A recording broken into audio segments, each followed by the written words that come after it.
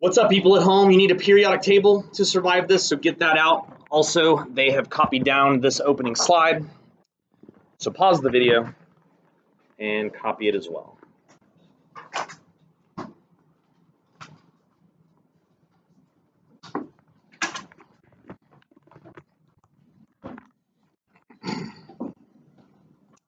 All right, I have quite a bit to get through today. It's the second half of the unit, since this is only a nice, beautifully short 2-lecture unit. If you remember on Wednesday, one of the things that we covered, or rather the main focus was, we had an electron count. You can now count valence electrons super quickly. And we got you to come up with all of the oxidation states, right? All of the predicted charges that we knew, or that we know elements have when they reach their octet, when they move electrons around to become happy and stable. The first thing I want to do today is elaborate on that idea before we start new stuff, because there was a whole group of elements that we ignored, and we can't keep ignoring them. So copy down my little outline of a periodic table in your notes.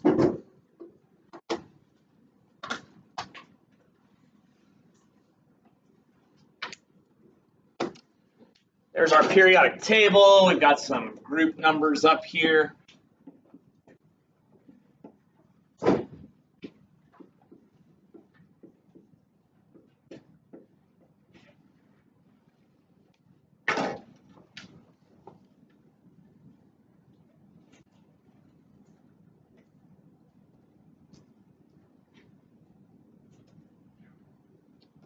So some of the stuff we covered on Wednesday was things like, okay, well, I know that everything in group 2 has 2 valence electrons, and everything in group 2 has a charge of +2.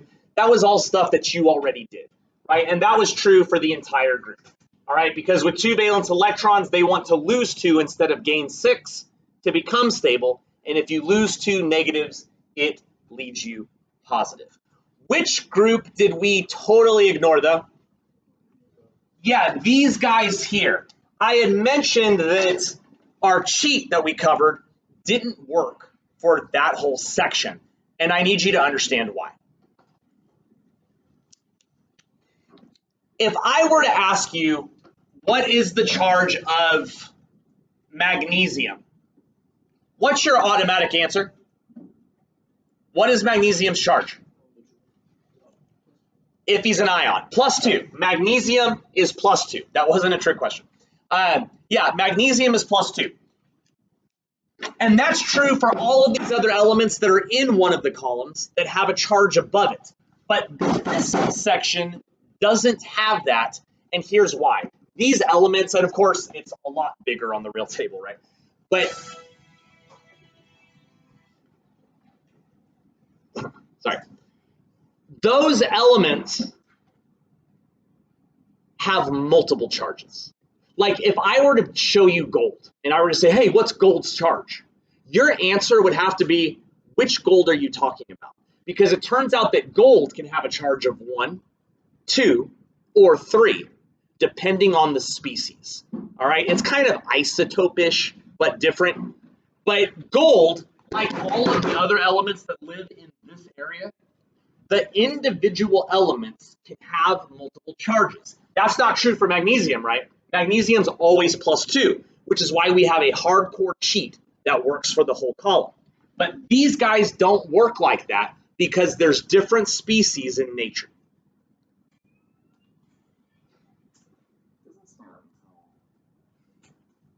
I'm recording. Okay.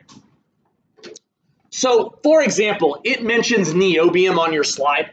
So if I were to ask you the charge of niobium and just write it like that, you would have to say, I don't know, sir, you didn't give me enough info. And that's true, because niobium can have multiple charges. But the way that I could fix this is by adding a Roman numeral. What we do in chemistry is to show you which species we're talking about in that section, we assign it a Roman numeral. Now, I gave you the Roman numerals on the screen in case you're bad at that, because you're usually bad at Roman numeral number 4. So there they are, 1 through 7, whatever. But what's the charge of this niobium? It's 5, and you can actually be more specific than that. Not only is this niobium with a charge of 5, is it positive or negative? How do you know it's positive? Because they all are. Look at what you wrote. Do you see the part in blue? What type of ion does it say all of these guys are? They're all cations. So that's what they have in common. All of these dudes are positive. All of them, 3 through 12. Because it says they're all cations. Cations are positive. So when the Roman numeral shows up, it's that number positive for that sample. Now there's other niobiums, but in this case, it's niobium plus 5. Let's draw a card for that other sample up there. Let's go to cluster 5, C3. Hey, 5-3, see that copper up there? What charge does he have? Positive 1. That's a Roman numeral 1. They're all positive. This isn't meant to be difficult, but just keep in mind that the whole Roman numeral thing only applies to these guys. Questions? That whole thing should have been at the end of last lecture, but I was out of time. So that's why it's here. Now we're changing gears to the official new stuff. All right, so deep dive into the periodic table. I want to show you a bunch of trends, a bunch of things that you can know about the elements just based on their location. But first, a little bit of history. You see the red name or the red text? Those are names, scientists. Those are not vocab words. The first scientist given credit for trying to organize all of the elements that had existed at his time, which wasn't a whole lot, was a dude named Mendeleev. And what Mendeleev said is, hey, we've discovered a bunch of these naturally occurring things. Maybe we should try to organize them. But at that time, they didn't have a bunch of advanced scientific stuff, so they just organized them based on what he could see.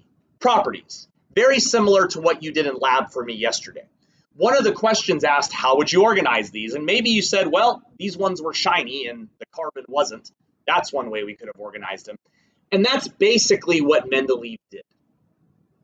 But then times advanced a little bit and we discovered a bunch more elements.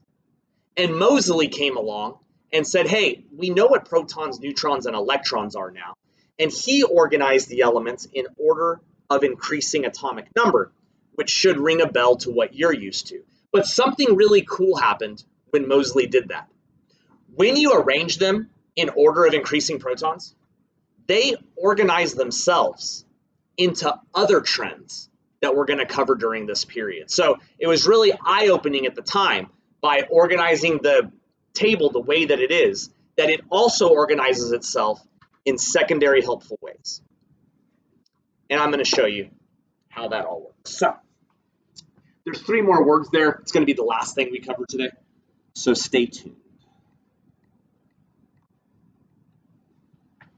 All right, y'all, periodic anatomy, you ready? A little bit more vocab first. The stuff I'm about to write, don't write it in this area. Write it like in the margins or something, just this next first little part. I don't want you to mess up your pretty table. But there are 18 columns on the table. That's not how you spell columns. But we don't call them columns. I've been using the correct word since Wednesday. What are they really called? Yeah, those are called groups. All right, so of course the green numbers on my table that you've already found on your table, those are called groups. Don't call them columns.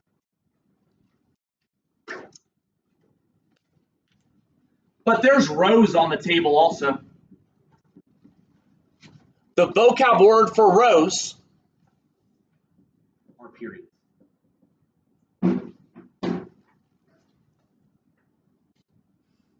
How many periods are there on the table?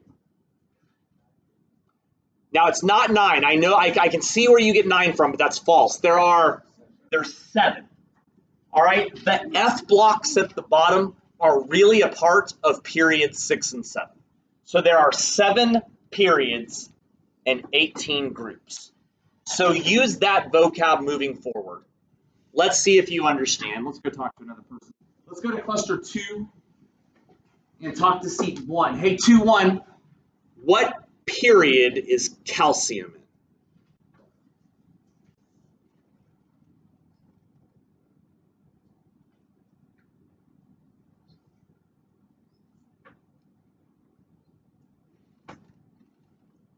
Sorry, what? Which period is calcium in? 4 is correct, right? Number 4, you agree? Easy? Cool. Now, a cool thing about the organization of the table is that the groups, those columns, have elements that share characteristics, kind of like the way you, theoretically, share characteristics with the people that live in your house, right? You share genetics, maybe personalities, maybe you look similar, or maybe they're psychotic and you wish you could escape. But either way, you live with your family, right? So the groups that have similar characteristics are also called families. I need you to know the family names. So let's tackle that. Here we go. Group 1 are called the alkali metals.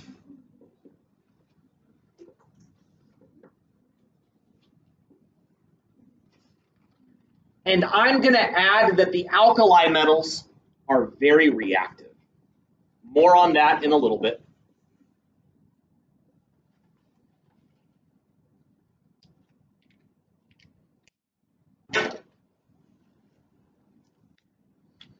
Group 2 are known as the alkaline earth metals.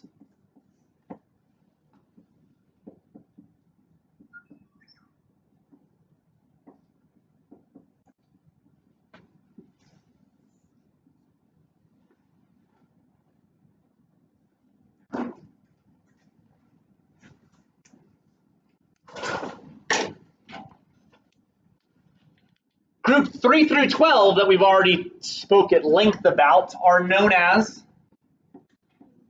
the transition metals.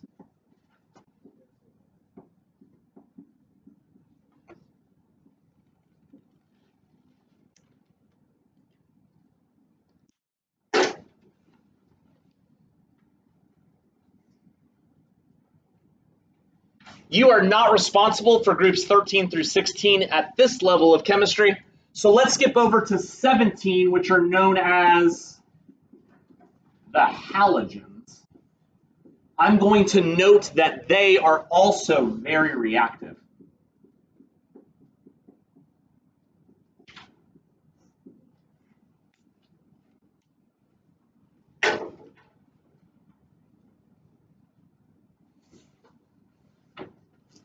And everybody's favorite group 18 is the stupid old noble gas.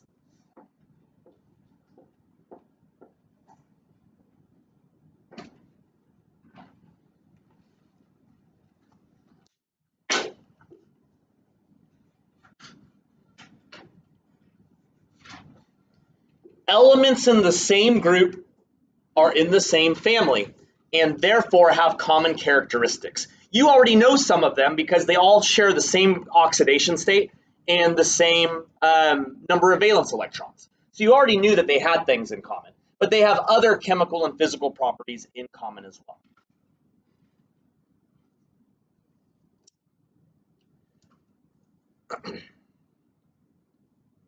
What do we know about the reactivity of the noble gases? Why? Who remembers why the noble gases are not reactive? Remember that they have 8 valence electrons from Wednesday? They're the only family that already has an octet, which means they're the only group of elements that doesn't want you to react with them, bond with them, do anything interesting with them. And there's a vocab word I want you to know that describes that. The noble gases are described as inert.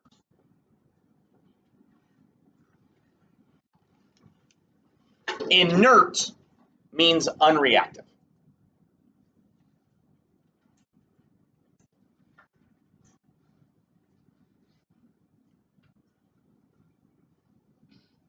So if the noble gases don't react because they already have an octet, why do the alkali metals, group 1, and the halogens, group 17, why do I have them listed as being very, very reactive? That is the reason. I know you couldn't hear them, But it turns out that if you look at group 1, which we know has 1 valence electron, and you look at group 17, which we know has 7 valence electrons, they are equidistant from the octet. The halogens just have to gain 1. Alkali metals just have to lose 1. And it turns out that in nature, the closer the element is to the octet, the crazier it is to get it. The more dramatic it will be in order to become stable. And it makes them just react with everything around it. It's kind of like, have you ever been sitting at home and your parents are like, hey, you want to go eat? You're like, oh, I could do some food. But then when you get to the restaurant and you've ordered your food and it's coming and you know it's coming soon and you're starving, like you're in that limbo period where it's almost there, you're so hungry. The elements work the same. All right, when they're that close to getting their octet, they're crazy for it, and it makes them really, really reactive. So, yeah, the alkali metals and the halogens are the most reactive. But here's the best way for you to look at it. The further out you get on the table, the more and more reactive the elements become. Not counting the noble gases. So listen to my words again. The further you get to the poles of the table, the more reactive the elements are, while ignoring group 18. If that's true, what family is the least reactive but will react? Well, what family, not what group? The transition metals, all right? Now, again, this is a much larger area on the real table, but the transition metals are not very reactive. And because of that, we use them often. The transition metals are full of items that you're most familiar with in terms of items on the table. You're so familiar with it that a lot of you are wearing those elements on your skin right now because they don't react very much. Things like silver and gold and platinum and titanium, stuff that you're used to accessing and touching. Yeah, you know your skin is full of chemicals, right? Like you are a walking bag of chemicals. So if you were wearing something on your skin that was highly reactive, it would absolutely react. But I wear this silver ring on my finger. All right, I think it's silver if she loves me. But I wear this silver ring on my finger that isn't very reactive because it's living in the middle of the table. So all the chemicals in my skin kind of ignore it. But if this was a lithium ring, all right, I would just be sitting here basically screaming because of how bad I would be in constant, oh my God, it's reacting with my hand pain because lithium's way over here. The other family I want to elaborate on just a little bit is the halogens, because not only they're reactive in a different way, like alkali metals like to explode when they interact with things. Halogens, they just like to kill things. Look at the halogens. They're good at wiping out life. For example, look at the first one. Where, hopefully, have you run into fluorine today? Seriously, that was a frightening answer. Where have you run into fluorine today? Mouthwash, when you brushed your teeth, all right, is where you should have experienced fluorine. Why is there fluorine in toothpaste? Because it's really good at killing the stuff that's in your mouth. But you know what else fluorine can kill? You, yes, you should be spitting at the end of brushing. All right, if you are downing a bottle of Crest every time you brush, I mean, it was nice knowing you. You are poisoning yourself to death. What about the next one? Where do you most commonly run into chlorine? Swimming pools. Why? To kill the bacteria that could propagate in there if it wasn't there. There's usually someone in the room that says, because we go pee-pee in there. All right? All right, turns out your pee's sterile. All right, drink your pee. It's good for the environment. But yeah, it's not in there for that. It's in there for bacteria. Anyway, that's a characteristic of halogens.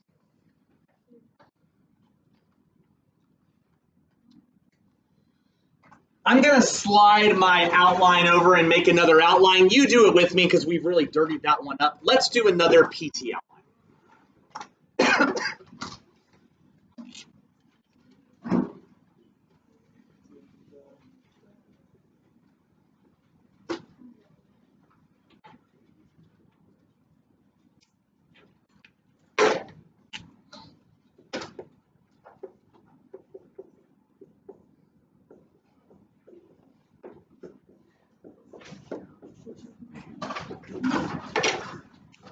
I'm going to note boron and aluminum in the starting of this outline for a reason you'll see in a moment.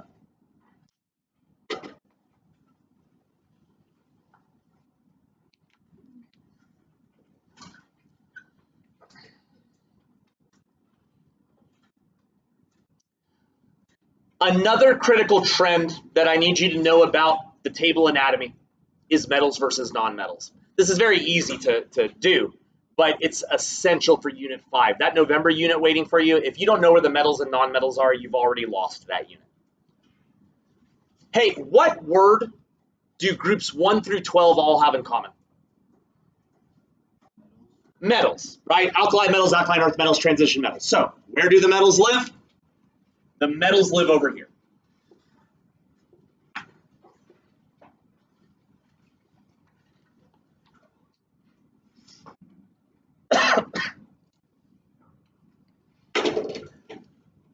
So it's fine for me to say, oh, okay, well, the metals are on the left-hand side, but the question is, well, where do they stop? Over towards the right-hand side. And here's where there is an invisible zigzag that you'll want to get in the habit of adding to tables until you just know it. But watch where I draw this staircase, all right? Actually, instead of drawing it in your notes, you can draw it in your notes too, but draw it first on your table. Get out your real periodic table, and I want you to darken this line. Now, it's only one square at a time, but it zigs right there, and then it zags just one element at a time. I'll even fill in the other elements so you don't do it wrong.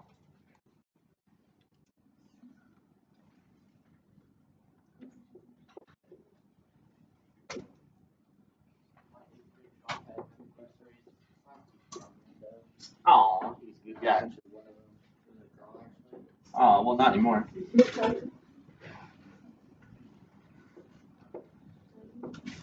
All right, now you can draw it in your notes too, but make sure this zigzag is darkened on your actual table.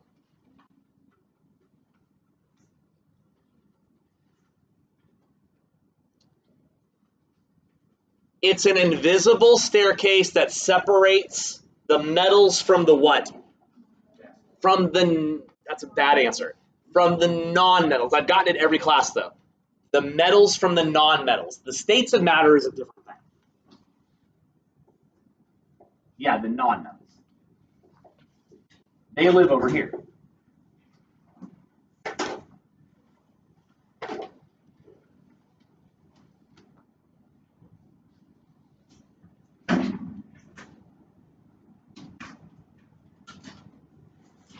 There is an element on the table that breaks this trend. By the way, exceptions are a way of life in chemistry moving forward.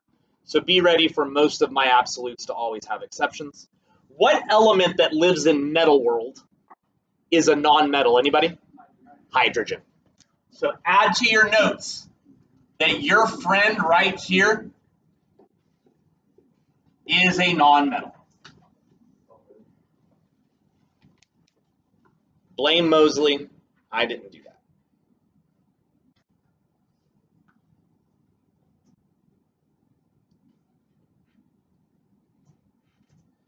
All right, so the metals live on the left, the non-metals live on the right.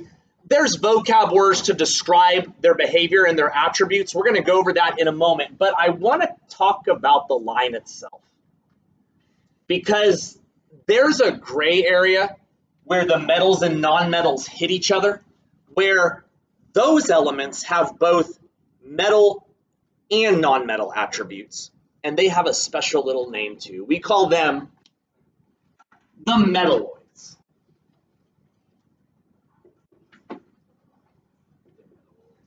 All right, they're also called semiconductors.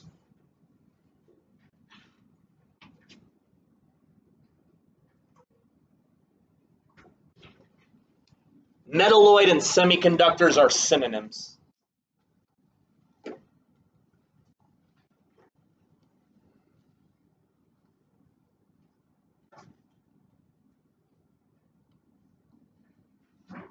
The metalloids are the elements that share a flat surface with the invisible zigzag.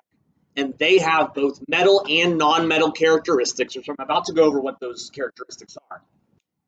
So here, let's circle them then. So these are the semiconductors.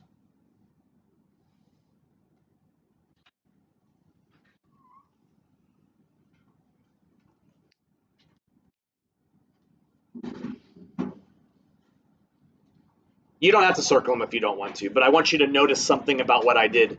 What did I do? That was mean. He didn't get picked for the team. Yeah, aluminum's an exception. Aluminum is just metal.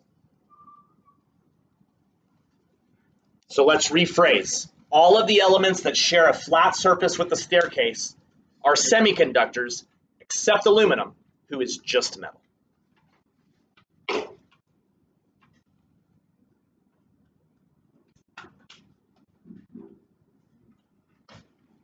So what are the attributes? Well, you wrote them in lab yesterday. You made a table about them. Unless you're that guy.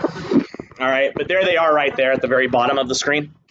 All right, for those of y'all at home, it's just the bottom line. I've been making the other things show up as I've taught.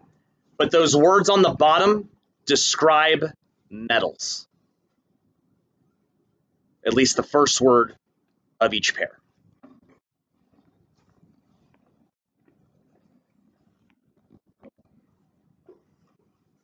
So while malleable can bend, lustrous, shiny, ductile, don't worry, you don't really have to know that. It means it can be drawn into a string with its integrity.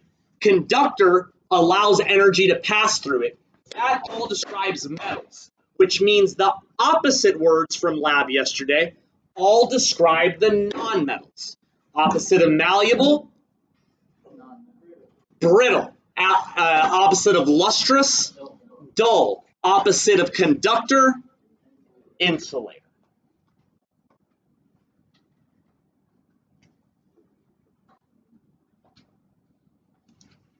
Let's draw some cards, shall we?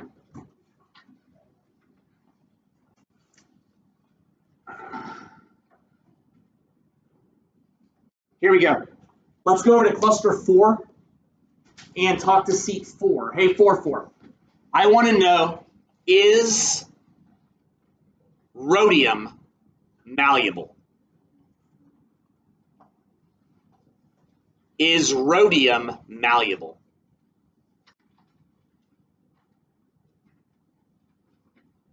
Element RH.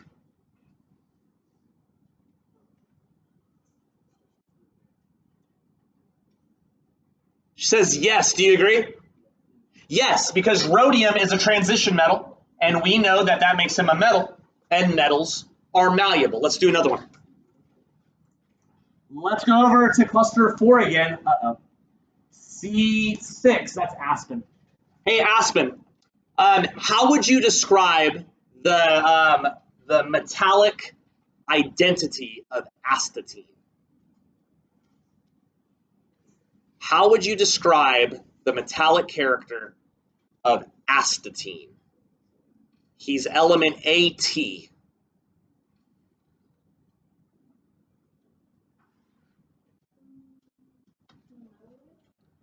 Metalloid, do you agree? Yeah, check it out. There he is. He's in my semiconductor circle. Astatine's a metalloid. Let's do one more. Let's go over to cluster 6. Seat 6, Aspen, it's you. Is hydrogen a good insulator? He said no. Do you agree? Wait, what? He changed it to yes. Do you agree? He is a good insulator, right? Because look, hydrogen is a non-metal, and the non-metal is the opposite of what's on the screen. I'm sorry? What is CMI? Oh, you're 6-4. Okay. One more thing to go over, and then it is weekend time. Remember those 3 vocab words on the opening slide that we haven't tackled yet? Let's talk about them. Don't copy that. Do not copy that. The item that just showed up on the screen, you don't even have to get this out. I mean, whatever, you don't need it out. but this is what just appeared on the screen, but it's on a handout that I gave out on Wednesday. All right, this is the handout I gave you Wednesday. It's got this on the back. And now you've got the definitions from the opening slide today. I need you to understand these trends, and y'all get really confused on this, so focus in. I know you're tired. 3 vocab words. The vocab part's pretty easy. Atomic radius is the size of an atom. Now, we know all atoms are small, but if you compare the atoms of one element to the atoms of another, there is a size difference. So you can tell which elements are the biggest. And here's how it works. Look at how it reads on the screen. It says that the further left and down that you go on the table, the larger the atoms get. The further left and down. If that's true, what's the smallest element on the table? Helium. Because if they get bigger left and down, then they get smaller right and up. Helium's the smallest, and of course, what's the biggest? Francium, way down there. You're pretty good at atomic radius. I'm going to go to electronegativity. They have the same trend as you can see, but let's do electronegativity first. Electronegativity, as your opening slide says, is the likelihood that the atom will gain electrons. Hey, look here. Which side, left or right, which side of the table really wants to gain electrons? Yeah, the right side, right? Because remember, this is, if you look at your oxidation states, you've got -3, -2, -1 written above those groups, all right? And to be negative, you gain electrons. So it's these guys over here that really want to gain electrons because they're so close to the 8 that it was easier to gain than it was to lose, blah, blah, blah, from Wednesday. So it would make sense that electronegativity, which is describing that craving, would increase that direction. If that's true, let's draw a card this time. Let's go over to cluster 2 and talk to seat 3. Hey, 2, 3. What element on the table has the highest electronegativity?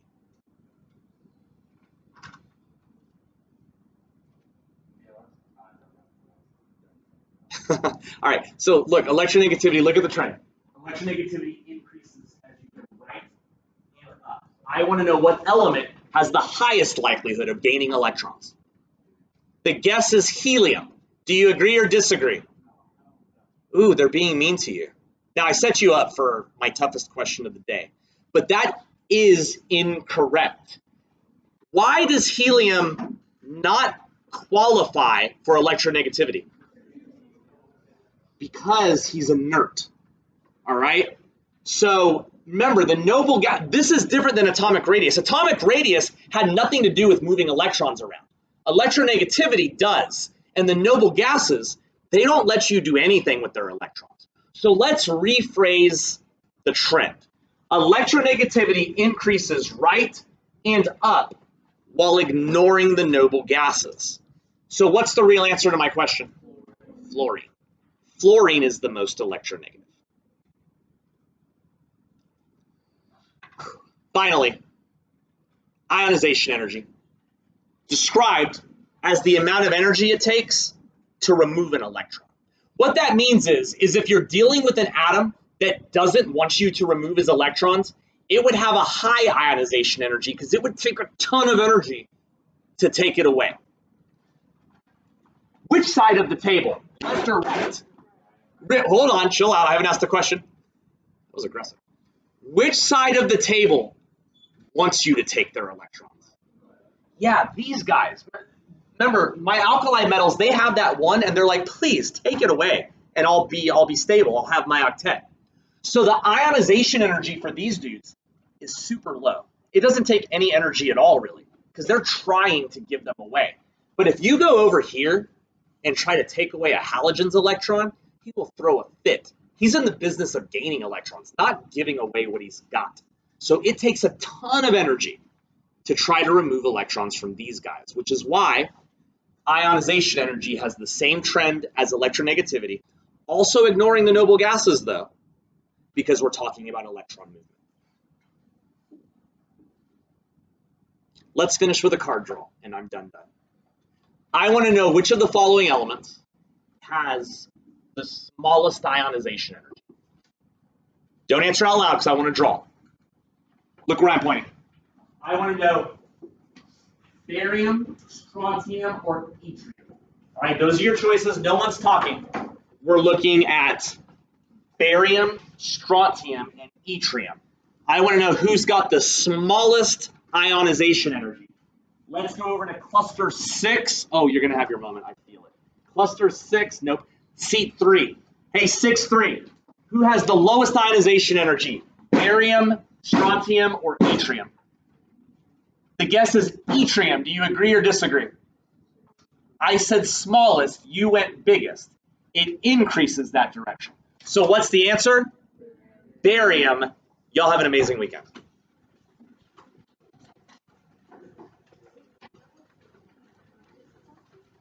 Aspen? Where's Aspen?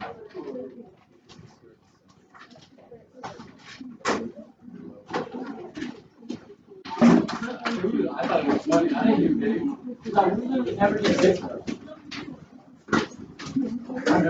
The rest of